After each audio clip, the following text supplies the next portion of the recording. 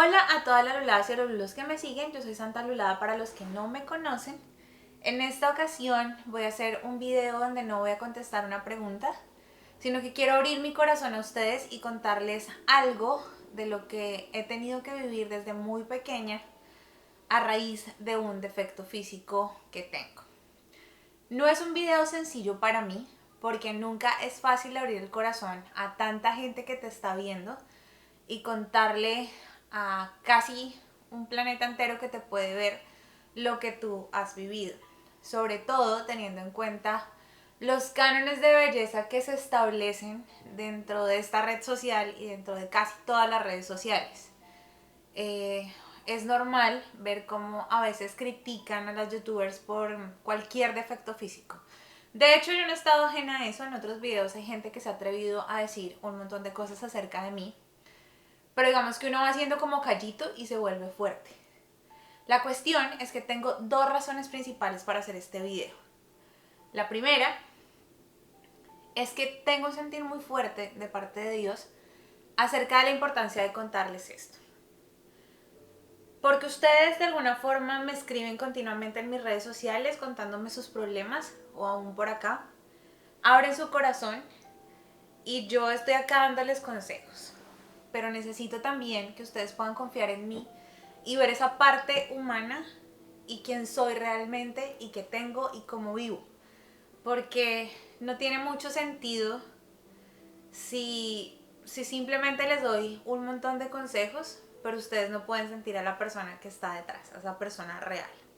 La segunda razón es porque, como ustedes saben, voy a tener una bebé. Y yo quiero que tanto ella y los hijos que Dios me conceda tener, o si es solo ella no interesa, pueda ver algún día este video y entender qué cosas ha hecho Dios con su mamá. Puede haber una mamá fuerte, puede haber una mamá segura y puede haber una mamá capaz de no sentir vergüenza por lo que tiene y por lo que es. Quiero que ella en un futuro pueda ser capaz de levantarse cuando alguien le diga algo feo, cuando alguien le diga que es fea, que se burle de algún defecto que ella pueda tener o simplemente por envidia diga algo que la hiera. Es posible que este video se vaya un poquito largo, espero me acompañen, espero que tengan la paciencia suficiente para escucharme. Es un video realmente importante para mí. Mis padres no podían tener bebés. Durante 11 años estuvieron buscándome. Y el diagnóstico médico siempre estaba en contra. Ellos hicieron un montón de tratamientos, pasaron por muchas situaciones. A la par mi mamá tenía que vivir diferentes cirugías porque al igual que yo, pero mucho peor, ella sufrió de miomas también.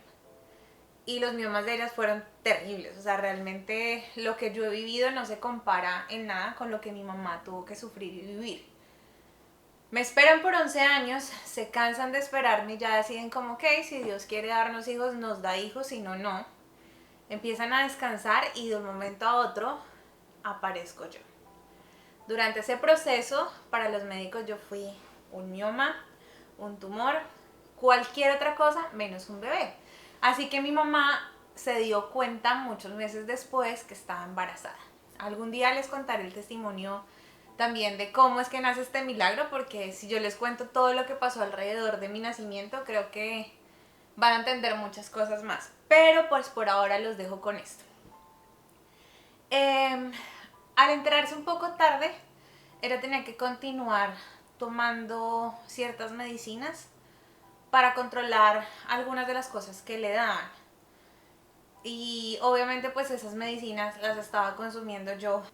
Nazco de 8 meses, nazco prematura, tengo que pasar por un periodo de incubadora y un periodo también de ser mamá canguro. Mi mamita tuvo que ser mamá canguro, fui de los primeros bebés canguros que hubo en Colombia, de las primeras tandas de bebé canguro. En esa época ni siquiera te daban un diploma como ahora. Al nacer se dan cuenta, porque como no es como ahora que se pueden dar cuenta dentro del proceso del embarazo si uno viene con alguna malformación genética o no. O sea, es muy difícil era muy difícil saberlo en esa época. Nazco con una malformación genética que en ese momento pues yo no estaba entendiendo nada, pues porque era una bebé, pero que mis papás obviamente empiezan a tener que enfrentar esta situación. Según me cuenta mi papá, él muchas veces le preguntó al médico si él podía dar sus mismos órganos para que yo estuviera bien. Obviamente viene todo el peso de qué vamos a hacer, cómo la vamos a proteger. Y yo empiezo a entender esto más o menos alrededor de los 6, 7 años, cuando normalmente pues mi pelo siempre está en este tamaño, siempre está cubriendo mi cara, pues no mi cara, toda esta parte de mis orejas, el cuello, o sea, está cubriendo lo que más puede para evitar que me vean y en el afán de mis papás, que es un afán normal de protegerme, no sea rechazada. Lamentablemente pues una SADAT como que no comprende toda la dimensión de lo que puede pasar cuando aprendes a ocultar las cosas, cuando aprendes a ocultar algo tan tuyo y que finalmente te va a acompañar toda la vida.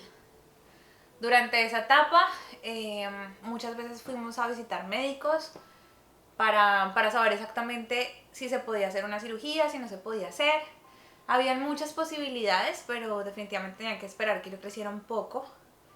Y esas posibilidades implicaban una cantidad de cicatrices, además de una gran cantidad de dinero que mis padres no tenían en ese momento.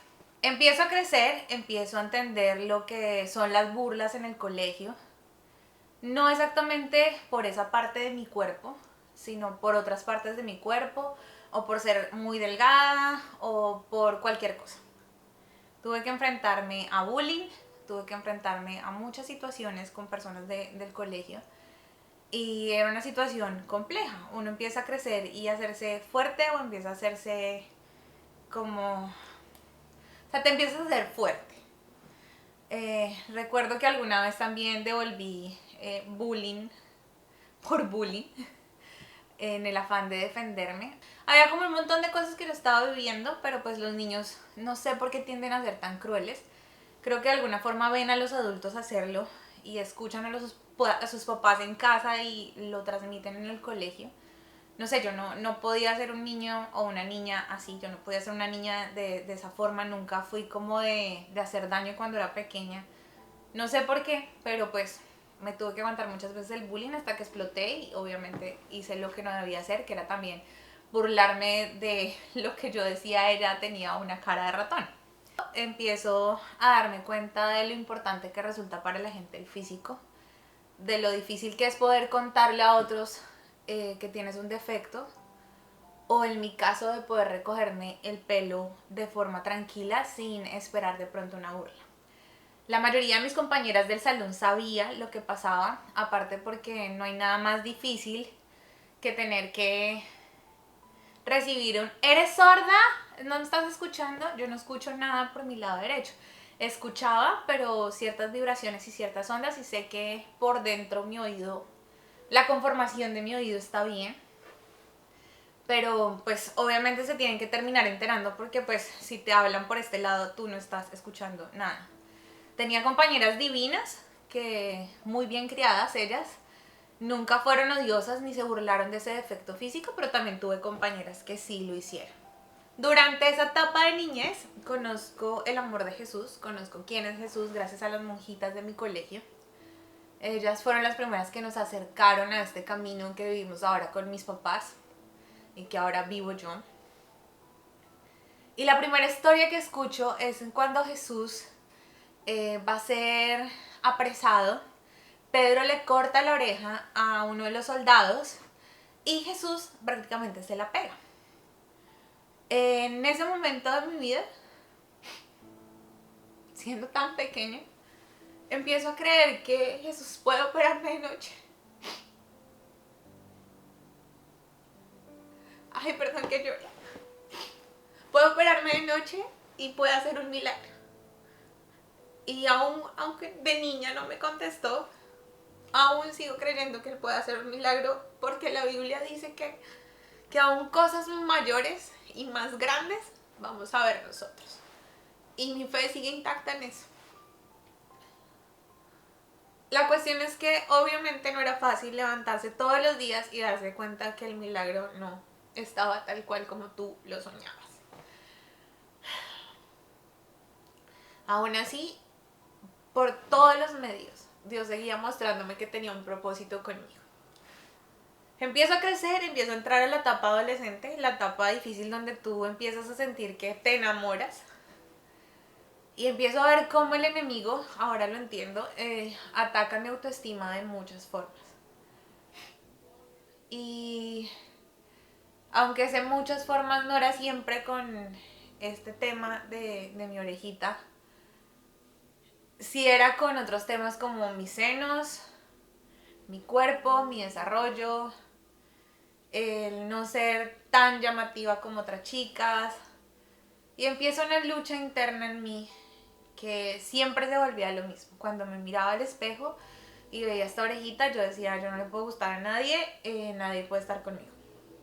Sencillamente porque soy una defectuosa, punto. Y empezó una lucha interna, una lucha que no conocían mis papás. Muchas veces quise recogerme el pelo, muchísimas veces, pero siempre eran como, no te lo vayas a recoger, es que no, es que yo sé que ellos no lo hicieron de malos, me estaban protegiendo, pero esos momentos en que quería tener valentía se me acababan, llegaban hasta ahí. Conocí todo tipo de gente, conocí gente que fue muy cruel en otros aspectos y por todo lado el enemigo me botó bombas en contra de la autoestima, contra de mi amor propio y del aceptarme tal cual y como yo era. A la edad de 13, 14 años más o menos empiezo a tener pensamientos suicidas. Empiezo a maquinarlo, empiezo a pensar muchas veces en cómo podría botarme del cuarto piso de donde yo vivía en ese tiempo. Tal vez esta parte de la historia ni siquiera mis papás la conocen exactamente cómo es, pero muchas veces lo pensé. Me detenía en dos cosas, me detenía pensar en el dolor de mis papás y dos, recordar la historia que me habían dicho de todo mi nacimiento y entender muy en el fondo que tenían un propósito conmigo, que Dios tenía un propósito conmigo. Esas ideas de suicidio no se iban, seguían presentes y siguieron presentes por muchos años. Habían días buenos, habían días malos, habían días donde yo me levantaba y me sentía la mujer más linda del mundo y días donde me sentía la persona más miserable. A los 15 años empiezan a ser más fuertes y empiezan a combinarse con depresiones, momentos donde realmente yo me aislaba, donde no me sentía bien conmigo misma, donde empiezo a refugiarme, tal vez no fue en las drogas o en el trago, pero sí en el perseguir artistas. Hay mucha gente que sabe mi pasado de fana. Fui súper fan de muchos grupos, pero ahí era donde me refugiaba. Realmente donde yo podía encontrar que me aceptaban, uno, y dos, donde de alguna forma sentía que había un escape de lo que yo estaba sintiendo. Igual ustedes saben que guardar un secreto o no poderse mostrar como uno es completamente, con el tiempo genera una carga, con el tiempo no es tan divertido y con el tiempo genera un peso muy difícil. Empiezo a tener noviecitos y algunas de esas relaciones acabaron porque yo no fui capaz de decirles, oiga, es que yo tengo esto, por miedo al rechazo. Con el tiempo voy creciendo y voy entendiendo que la persona que quiera estar conmigo tiene que saber qué es lo que tengo. Para algunos era una bobada, para algunos era simplemente como, eso es algo muy pequeño, o sea, yo veo otras cosas en ti. Otros no supieron porque yo sabía perfectamente que estas personas iban a rechazarme, entonces como que evitaba el dolor. A raíz de esas pruebas de autoestima empiezan a venir otros problemas que después en otro testimonio les contaré. Y llega un punto a los 23 años donde decido que me voy a quitar la vida. Esto es algo que no saben mis papás, que quizás viendo este video se van a enterar, que mucha gente de mi familia se va a enterar y no va a ser como fácil. Pero esto es lo que soy, de esto me sacó Dios. En un momento de desespero de mi vida muy, muy grande,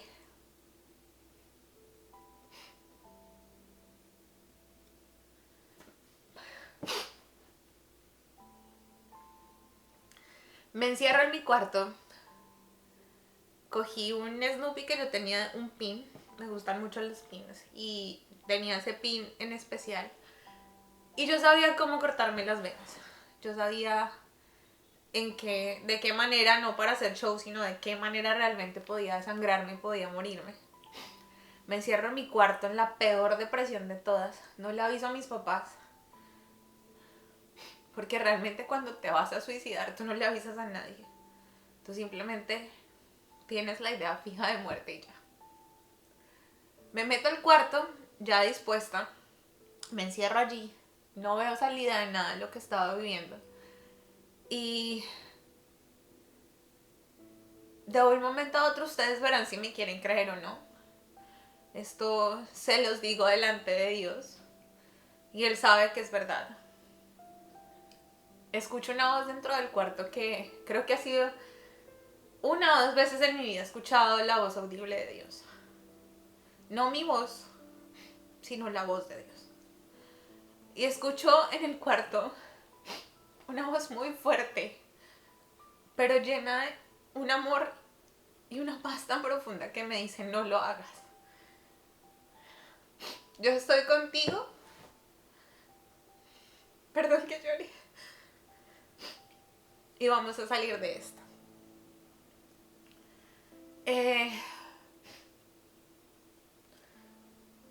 Es tanto el poder que yo sentía en esa voz que yo solté lo que tenía en la mano para matarme, o por lo menos para hacerme daño, y me tiro de rodillas y le digo a Dios: ya no puedo más. Yo ya había conocido de Jesús en ese momento, pero me había alejado, había hecho cosas que no estaban bien, había tomado muy malas decisiones, y todo ese peso del pecado, del dolor, de la falta de amor propio me estaban acabando.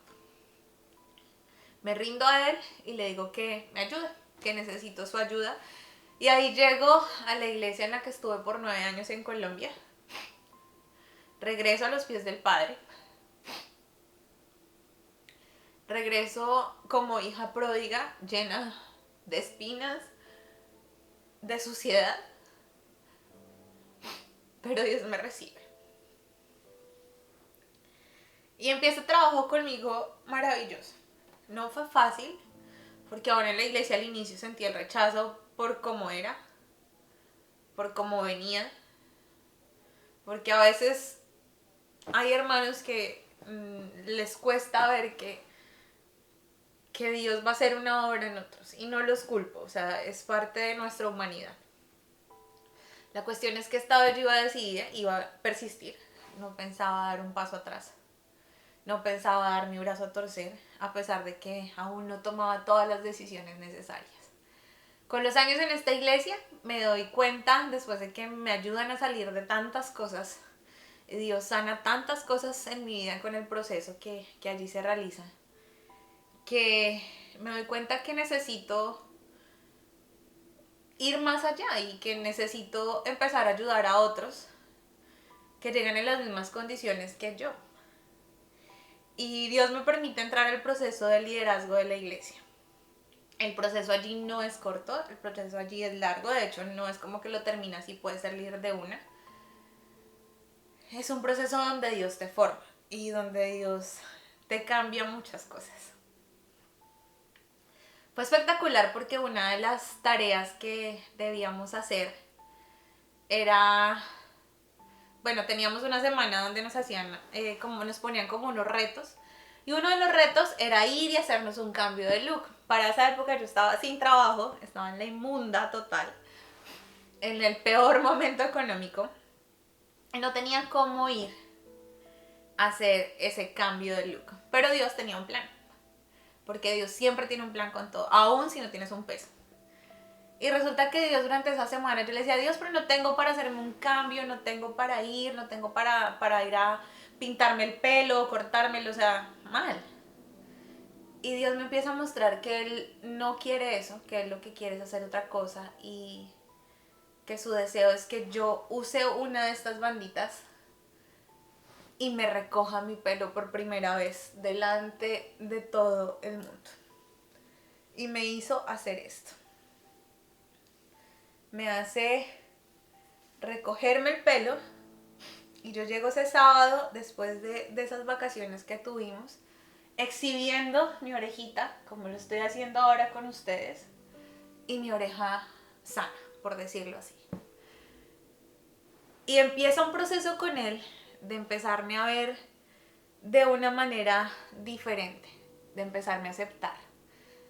El look que él quería que cambiara no implicaba un corte, implicaba un cambio en mi corazón, implicaba un cambio en mi mente y un cambio en la forma en que yo me veía.